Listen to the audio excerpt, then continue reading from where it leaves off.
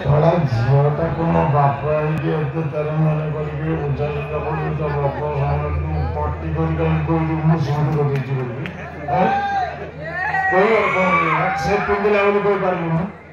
ଏତେ ଆଡଜଷ୍ଟମେଣ୍ଟ କରି ତା ବାପା ସାମ୍ନାରେ କଥାଟା ମୁଁ କନ୍ଧା ବୁଲା ବୋଲି କହୁଛି ମୁଁ ଜାଣିଛି ଶଳାଟା ତୁ ଦେଇଛି ବୋଲି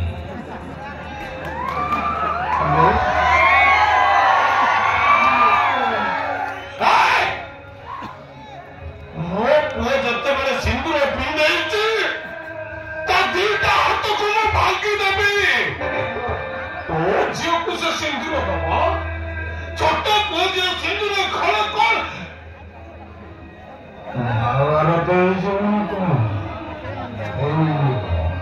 ସେଇଥିପାଇଁ